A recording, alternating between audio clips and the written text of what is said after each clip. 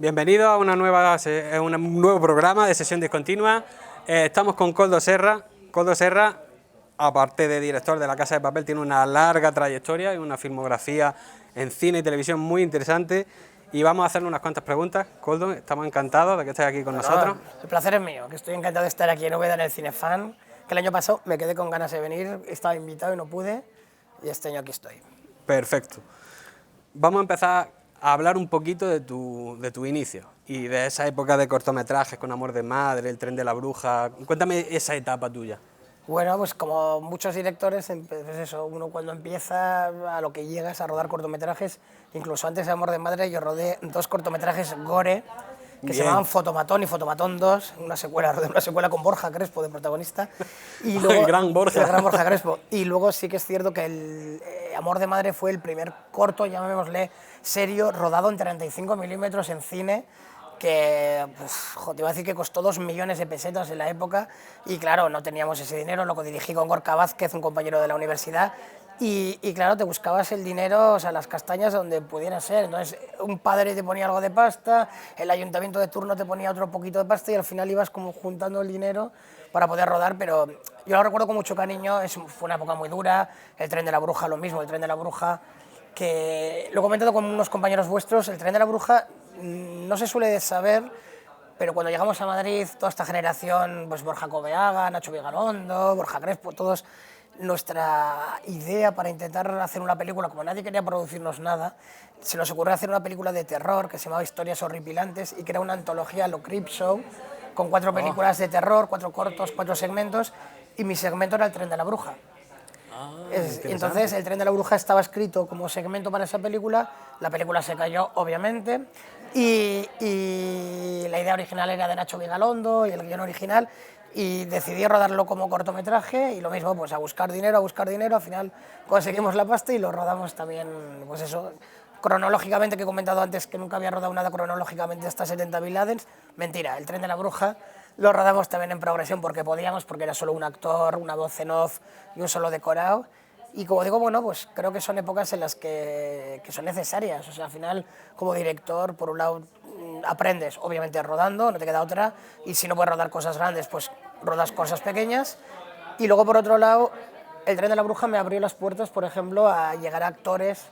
Antes hablábamos también de la talla Gary Oldman. Gary Oldman vio El Tren de la Bruja, porque al final cuando tú le mandas a un productor o a un director un guión y quieres dirigir, tienes que demostrarle que sabes dirigir. Entonces, esos cortos también, vamos a decirlo así, es una carta de presentación de tu trabajo y de eso, y de que sabes hacer las cosas, o no, pero bueno, pero no sé. Yo lo recuerdo como una época bonita, dura, pero bonita cuando llegamos a Madrid todos. Koldo, entonces el salto al largometraje, un thriller rural, con Gary Oldman, con Virgin Lodoyan, Aitana Sánchez Gijón, gran reparto. ¿Cómo consigues que Gary Oldman se implique y luego el trabajazo de aprenderse los diálogos fonéticamente, que lo hizo maravillosamente bien? En castellano, sí, siempre. O sea, bueno, lo de Gary Oldman fue un poco loco. O sea, hubo un momento que, esto lo explico alguna vez, nuestra idea era escribir una película barata, pequeña, para poder rodar en España, con actores españoles. Mi sueño, el sueño de mi vida en aquel momento era que fueran Luis Tosar y Eduard Fernández, que no eran los Luis Tosar y Eduard Fernández de ahora, eran mucho menos conocidos, y no conseguimos levantar la película. Entonces, el productor, Iker Monfort, dijo, ¿por qué no la rodamos en inglés? Y yo dije, bueno, que sea en inglés o no, pero que esté ambientada en España, que hablen inglés los de fuera, o sea, no ir a rodar una película ambientada en Missouri, porque no tengo ni puñetera idea de Missouri. Entonces mantuvimos, por decirlo así, un poco el germen de esto, y de repente nos vimos mandando guiones a actores americanos, o sea, metiendo en sobres guiones y mandándoselo, yo que sé, a Jeremy Irons, a tal. Y la vida, pues yo qué sé, de repente llegamos a Gary Oldman, le gustó el guión, me fui a Los Ángeles, se contaba antes, un desastre, se me pierde la maleta, todo mal, y no sé si le di pena, pero dijo que sí. Y luego lo de siempre, pues al final hay un efecto dominó. Tienes a Gary Oldman en la película y resulta pues que, bueno, Aitana ya estaba también en el proyecto, Lluís Omar, y luego también estuvo Paddy Considine, que también lo peta con Peaky Blinders, bueno, con muchas cosas, y Virginia. Entonces sí, yo creo que también el casting atrajo a otro casting, esto es lo de siempre, ¿no? Cuando tienes un nombre atrae a otros, el presupuesto era el mismo, pero de repente teníamos una ópera prima con un casting internacional brutal, así que bueno. Muy interesante. Sí. Comentaba en la conferencia que del Bosque de Sombra a Guernica pasan casi 12 10 años. años. Sí, sí, Pero ¿verdad? no estabas quieto, porque hacías televisión. Trabajaste en Karabujan, trabajaste en La Fuga, Sí, trabajaste sí. en El Don de Alba. Donde Alba... Te ayudó. Sí, no, claro, al final, primero, claro, en Estados Unidos es curioso, ¿no? Porque cuando quieres hacer una película allí o lo que sea, miran tu IMDb y dicen, es que hizo una película este año y tardó 10 años en hacer la segunda. Y es como, hostia, es que hacer cine en España es un milagro. Sí. Pero en esos 10 años, evidentemente, como dices, no estuve parado, o sea, rodé pues, todo lo que has dicho, Muchachada Nui, o sea, bueno, Laura José Mota, y al final mucha publi, videoclips, estopa, o sea, mucha... Quiero decir, al final uno aprende rodando y uno se mantiene rodando, porque si no uno, pues, si está en su casa esperando, no va, o sea, no te voy a decir que se te olvida, porque evidentemente esto es como andar en bici, pero cuanto más trabajas, cuanto más ruedas, más confianza ganas, más sabes, más a veces solucionas las cosas de una manera mucho más tranquila, más relajada, y tienes más tablas, como en todas las profesiones. Entonces, pues esos 10 años de sequía a nivel de película, pues estuve, como dices, sin parar de rodar, haciendo televisión, y por supuesto de todo se aprende, por supuesto. O sea, La Fuga fue una serie complicada también, y bueno, pues eso, Karabujan fue una miniserie que tendría cabida ahora en cualquier serie, en cualquier plataforma, pero que como que se adelantó una miniserie de 6 episodios para Antena 3, además con un tema así como complejo, como pues eso, la trata de blancas y tal. Sí. Y ya te digo que es una serie que creo que tendría cabida ahora en cualquier plataforma como proyecto de ahora, quiero decir. Y con un lenguaje también muy moderno para la época y demás. Entonces, de todo esto, lo que te digo, de todas esas experiencias uno saca petróleo y le viene bien para luego cuando por fin llega tu segundo largometraje, un largometraje como Guernica, muy grande, pues yo que sé, no te tiemblen las piernas al enfrentarte a ello. Y claro, vuelves con un segundo largometraje, otra vez con un reparto internacional, un tema histórico. ¿Qué recuerdos tienes de aquel rodaje? Joder, pues para mí fue la hostia. Por un lado, primero porque como vasco, poder hablar del bombardeo de Guernica me parecía algo como que había que hacer además, ¿no? Porque es un tema que se ha tocado muy poquito en el cine, muy tangencialmente y demás. Es un regalo que me hicieron José Alba y Carlos Clavijo, hermano de Víctor Clavijo, que era el guionista de la película, y que me llamaron, no sé, creo que Eugenio Mira dio mi nombre, y mira, pues acabé juntándome a estos y tardamos, desde que yo me incorporé al proyecto, casi 4 años en levantarla, ¿eh? Porque era una película, como dices, cara, y de nuevo, pues con casting internacional, James D'Arcy, Jack Davenport, que venía de Piratas del Caribe, y bueno, María Valverde, o sea, quiero decir que había un casting también muy interesante, y era una película complicada, lo que te digo, esto es lo de siempre, ¿cómo se rueda un bombardeo? Uno no llega a rodar un bombardeo habiendo rodado ya otros antes, sino que tiene que enfrentarse por primera vez. Y bueno, pues como todas las películas, pues todo se hace al final poquito a poco, por partes, y yo qué sé, pues somos de Bilbao, se puede. Coldo, en el Ministerio del Tiempo también has trabajado bastante como director.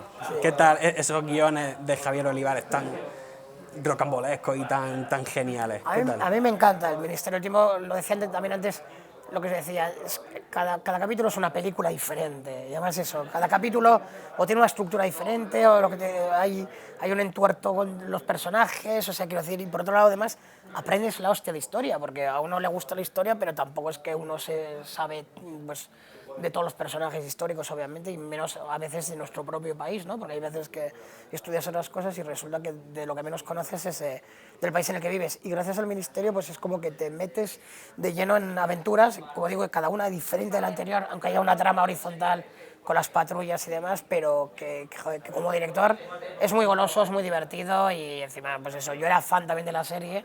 O sea, es un poco como La Casa de Papel, yo era fan de la serie antes de rodar la serie, con lo cual para mí como director es un gustazo meterme a rodar el Ministerio con personajes que conozco ya porque los he visto. O sea, es trabajar con un Alonso de Entre Ríos, pues, que ya con Angustias, con todos ya te los conoces, son como de la familia, y luego pues, eso, te enfrentas a rodar con ellos y mola mucho. ¿Y cómo llega a La Casa de Papel?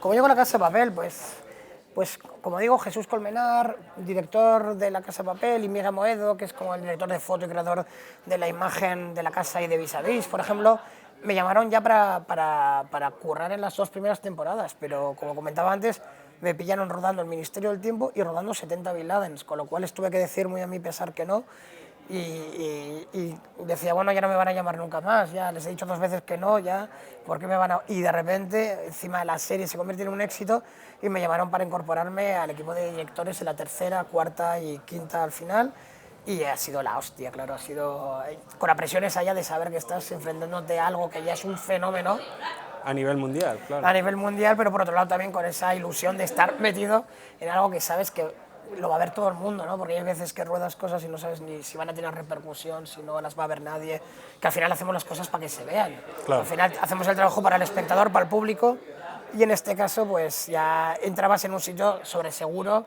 sabiendo eso, que lo iba a ver todo el mundo, pero por otro lado también eso te genera una responsabilidad, claro. Claro.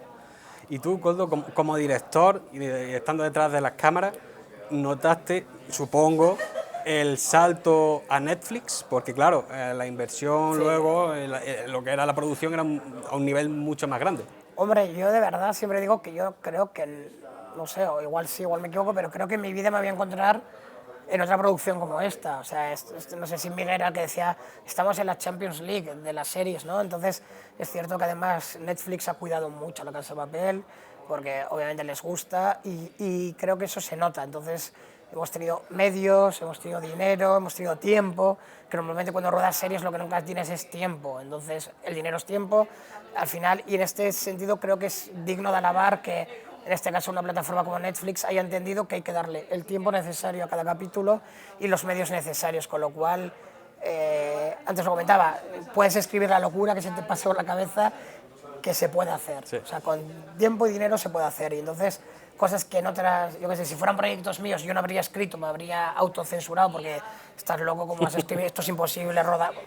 Aquí en este caso es muy guay, porque lo lees y dices, su padre, ¿cómo voy a rodar esto? Dios mío. Pero luego, claro, te enfrentas y está muy bien. Centrándome un poco en La Casa de Papel, que tiene unos personajes tan interesantes. Hace cosa de 1 año o 2 yo sigo a Paco Cabezas, al director español, en Instagram, e hizo alguna historia hablando de cómo trabajaba él en las series de allí de Estados Unidos. Y él dice que hay algo que no le gusta en las series estadounidenses y es que hay directores que llegan con lo opuesto, ruedan y para adelante. Pero que a él le gusta, aunque sea vaya a rodar solo un episodio de una serie, hablar con los actores, interactuar con ellos, conocer, intercambiar impresiones. ¿Eres de ese tipo de directores? Hombre, sí, hombre, yo creo que todo lo que te puedas preparar, yo siempre digo que las cosas, a mí me encanta prepararlas muchísimo, aunque luego cambie todo. O sea, quiero decir, el hecho ya de llevarme las cosas preparadas de casa, haber hablado con los actores, haber trabajado, porque claro, en La Casa de Papel también se han ido incorporando actores nuevos, no todo el mundo estaba, o sea, hay personajes nuevos, Belén Cuesta, yo que sé, Luca Peros, Marsella no estaba en las otras temporadas, o sea, ha habido Fernando Cayo, pues Nayo Nimri misma, todos esos personajes han entrado en estas temporadas. Y claro, yo creo que todo el trabajo que hagas previo siempre es buenísimo. Hagas un capítulo o hagas 7.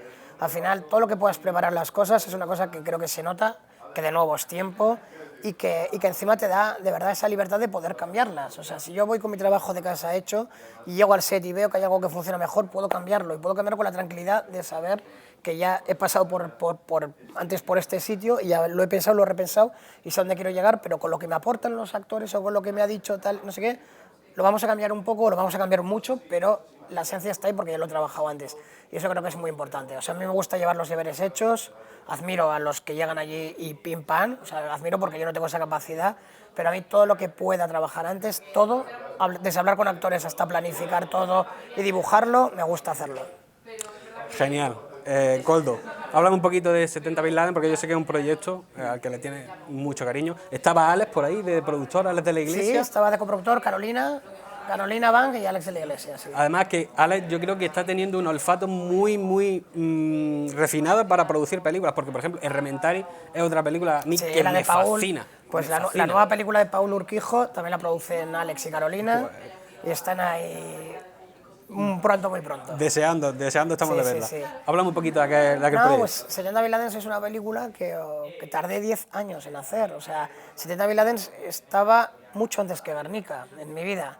Y son 3 guionistas bilbaínos, es una película de atracos, pero desde el punto de vista de uno de los rehenes, de una de las rehenes, en este caso, del Mas Suárez, con lo cual ya había un punto de vista diferente a las típicas películas de atracos, y además era un guión para mí muy juguetón, con mucho giro de guión, y a mí desde la primera vez que lo leí me gustó muchísimo. Dije, por favor, chicos, esta peli quiero hacerla yo. La tenían escritos, o sea, no la escribieron para mí, sino que la tenían escrita.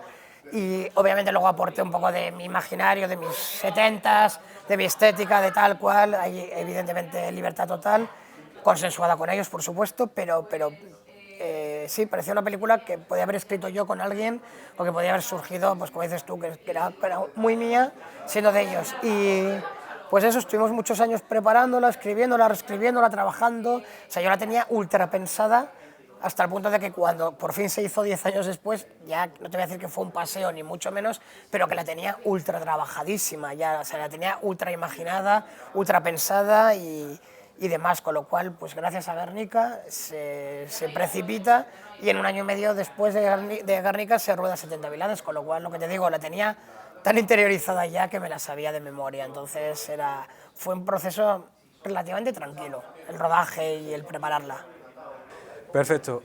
Koldo, por protocolo te tengo que preguntar. Ya sé que la entrevista también te han preguntado y evidentemente no puedes decir nada, pero vale. bueno, ¿qué nos espera a nivel emocional con esta quinta parte de La Casa de Papel dividida en 2 bloques? Pues yo espero de verdad que satisfaga a la gran mayoría. O sea, siempre los finales de la serie son muy complicados. O sea, es muy complicado satisfacer a todo el mundo porque al final, yo que sé, un Juego de Tronos, pues llegas al final y unos tienen unas expectativas, otros tienen otras. Yo, después de haber rodado, de haber participado junto a mis compañeros y por decirlo así, haber visto prácticamente la serie completa, o sea, la temporada completa, creo que estamos ante una temporada muy buena, muy potente a nivel emocional, a nivel de acción, a nivel de tensión, y además creo de verdad que es muy buena idea partirla en dos, porque creo que comértela en 10 capítulos del tirón, creo, fíjate, que le hubiera quitado cierta importancia a algunas de las cosas que pasan, y creo que el poder reposar, aunque sea un poco putada, perdón, hablando mal y rápido, el tener que esperar 2 meses más al desenlace, creo que es un acierto el haberla cortado, y creo que es mejor dosificarla y ver 5 y 5. Yo creo que es muy potente. Nosotros estamos muy contentos. Tampoco, obviamente, pues nuestra perspectiva desde dentro es una, seguramente el espectador es otra. Pero yo, como fan también de la serie, yo creo que a mí me hubiera gustado mucho este final.